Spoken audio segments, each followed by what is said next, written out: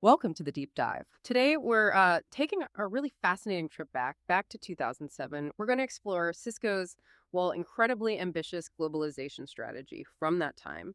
And specifically, we're focusing on their big plans for India. Our insights, they come from some pretty revealing interviews with Wim Elfrink. He was their newly appointed Chief Globalization Officer back then. Now, you might immediately think, okay, cost savings, right? It's what everyone did. But Cisco's move, it was kind of a bold counter narrative to that common idea. Back in 2007, lots of companies were still just chasing labor arbitrage. But Cisco, they were already betting on something, well, much more strategic, it seems.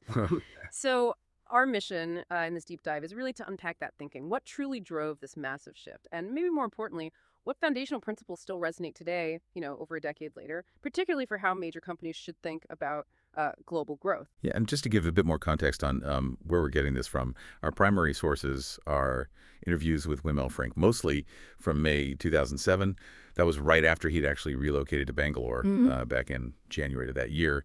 And we also have some later info about his career, his retirement from Cisco eventually in 2015. So it gives us like a snapshot of that initial vision, but also a view of the lasting impact he had. Okay, great. So let's dive straight into the core of it then. Why India? And, well, why then? Like I said, most people, probably myself included, you immediately think cheap labor or just, cost savings when you hear about companies moving operations to India around that time. That was sort of the standard playbook, wasn't it? But what did Cisco's strategy show that really challenged that simple idea? Well, what's truly insightful here, I think, is how Cisco was already seeing this fundamental shift happening in the global economy. Elfrink actually articulated it pretty clearly. He said the GDP of emerging markets was, well, it was on track to become bigger than the GDP of mature markets. So for Cisco, it wasn't just about cutting costs, not at all. It was really an imperative to be, and this is his phrase, closer to growth, innovation, and talent. Instead of, trying to do everything out of California, it was a really strategic recognition of where the future of global business was actually heading. Right. And looking at India specifically, it seems like it had this unique mix of advantages. That's what made it the chosen sort of main hub. We're talking about things like a free market economy, a free stock market, and a democracy. That's a pretty powerful combination, especially in that region at that time. Exactly. And on top of that, you had a good education system producing, crucially, an enormous talent pool, as Elfrink put it. They weren't just looking for, bodies to fill seats. They were looking for real capability. And Cisco definitely put its money where its mouth was, too, didn't they? They made a really significant commitment. Uh, what was it, $1.2 billion invested into India? Yeah, $1.2 billion. A huge sum back then. And their plans for hiring were just audacious. They wanted to dramatically increase staff from, 2,000 people already there to a massive 10,000 over the next 3 years. I mean, that's huge growth. Real was. And this wasn't just some, speculative venture into the unknown. Cisco was entering an India that was already building serious momentum, right? Like the whole ICT sector, information and communications technology that was worth like $38 billion then. Yeah, and the government had this target to push it to $100 billion. Right. So there was clearly a supportive ecosystem, like a master plan almost, not just a cheap labor market, even though, yeah, there were definitely infrastructure problems they acknowledged. And if you connect this to the bigger picture, how companies were rethinking their global presence, Cisco really pushed this idea of India as a hub of integration and co-creation. Integration and co-creation. What did that actually mean in practice, beyond just, accessing talent? Well, it wasn't just about outsourcing tasks, right? Nice. It meant really bringing the Indian teams into the very fabric of Cisco's global product development and strategy. So they weren't just like executing orders from California. They were meant to be contributing to core IP, shaping future products.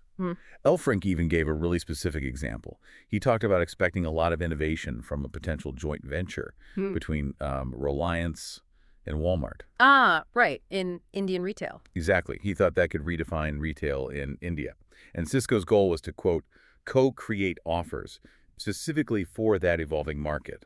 Which, it raises a really interesting question for us now, doesn't it? How much has that co-creation model really evolved today across global companies? Yeah, that's a good point. It feels like many are still kind of aiming for that level of deep integration Elfrink was talking about way back then. Yeah. It really is a powerful shift in thinking. And what also seems clear from this strategy is the huge importance placed on relationships. Elfrink really emphasized needing to develop a shared vision, not just internally, but with the Indian government, with Indian partners. And there's that very clear statement of intent: partner, not compete with local giants like Infosys and Wipro. Hmm. Now, that sounds great on paper. Partner, not compete. But how tricky was that in reality, to genuinely partner with these huge established local players, given, the market dynamics are always competitive? Oh, it was certainly a strategic tightrope walk, no doubt about it. It would have required a significant amount of trust building and really a long-term view, right? Yeah. Moving beyond just simple transactional deals towards truly collaborative relationships where, both sides felt they were genuinely gaining something. That public declaration, partner, not compete, that was a crucial signal. But the real heavy lifting was in the day-to-day execution, making sure there was shared vision, mutual benefit, especially as the market kept changing. Which leads to maybe a crucial question about structure. Why create a whole new C-suite role for this? What did Elfrink, or maybe John Chambers, the CEO at the time, see in this globalization push that needed a dedicated Chief Globalization Officer? Why couldn't Chambers just oversee it himself? Well, Elfrink actually explained it pretty clearly himself in interviews. He said the sheer scale, the complexity of this whole globalization initiative, it just required someone specifically designated for the day-to-day hands-on effort. Yeah. The CEO, yeah, he sets the vision, but he couldn't realistically manage all the tiny details across all these different global markets. Makes sense. And the CGO's role, it wasn't just about operations. It was critical for attracting talent and building the Cisco brand in India. Remember that goal? Bringing 20% of top talent to the country. Wow, 20% of the top talent. Yeah. That really speaks to just the enormous scale of their ambition and why they needed that focused leadership on the ground. And Elfrink also saw his role, interestingly, as a mentor. For example, he mentioned working closely with the general manager for India and the SAARC region. Right, the South Asian Association for Regional Cooperation. Yeah, them. And even though that GM didn't report directly to Elfrink on the org chart, Elfrink's job was apparently to mentor him, help him leverage Cisco's massive commitment to India, achieving that goal of recruiting 10,000 people just in India. That was part of the CGO's mandate, effectively. Exactly. And the vision, it went even further, didn't it? The idea was to manage resources in places like Saudi Arabia, Dubai, the UAE, Russia, even parts of Africa, all from the India hub. Yeah, based on that core belief that, quote, future growth is mainly from this side of the world. Okay, and this next point, the one about infrastructure, this is the bit I find really striking. Elfrink actually suggested that India's constraints, the infrastructure problems, could themselves become a driver. Yeah, a driver to adopt technology faster.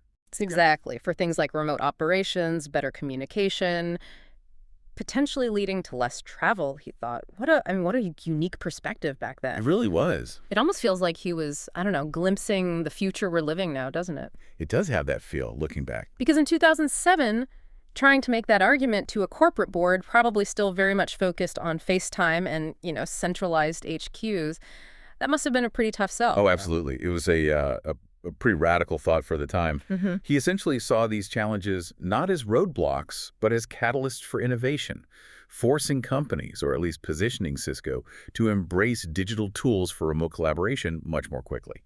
That kind of foresight, envisioning a world where technology could genuinely mitigate geographical barriers, infrastructure limits, that was quite ahead of the curve. And it's probably worth just briefly noting, too, that beyond India, Cisco still maintained a broader global R&D setup and acquisition strategy.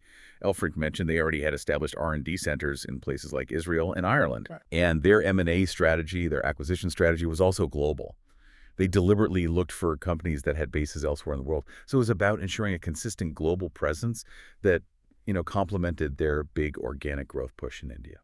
Okay, so building on that foresight, let's fast forward a bit and see how Elfrink's own strategic vision kind of continued to evolve. Looking at his career after 2007 at Cisco and then beyond, he stayed in pretty significant leadership roles, right? Eventually retiring from Cisco in July 2015 after, 18 years there? Yeah, long tenure. And as Executive Vice President of Industry Solutions and Chief Globalization Officer, he also took on leading the company-wide IoT efforts, the Internet of Things. Right, and the Internet of Things World Forum, too. Yeah. So, that tells us something, doesn't it? The CGO role at Cisco, it clearly evolved. It ended up integrating leadership in these really big emerging technologies like IoT directly into the whole globalization strategy. And he didn't stop innovating even after Cisco, did he? Hmm. After retiring, he founded WPE Ventures Digitized Solutions. That was September 2015.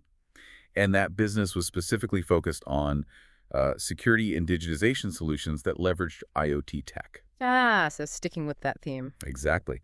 And his continued work as an investor, an advisor, a consultant for early-stage companies, companies enabling the digitization of society, as he puts it.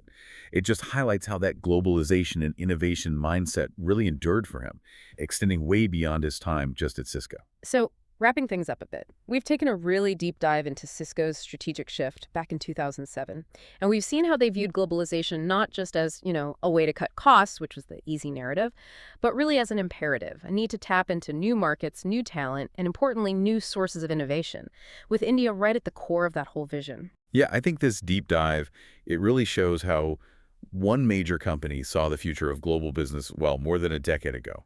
A future driven by talent, by local innovation, by digital connectivity, things that became, common wisdom or just daily reality for so many much, much later. So as we finish, here's maybe a final thought for you, our listener, to mull over. Consider how Elfrink's 2007 vision, that idea of using technology to cut down travel to manage global teams more effectively, born partly from the constraints he saw in India, how that unexpectedly became just a critical survival strategy for countless businesses during the huge global shifts we saw in the 2020s. hmm A fascinating echo. So what deeper implications does that original foresight have for how companies maybe should think about true globalization and distributed innovation today? Perhaps even, actively seeking out constraints as drivers of progress. Something to think about.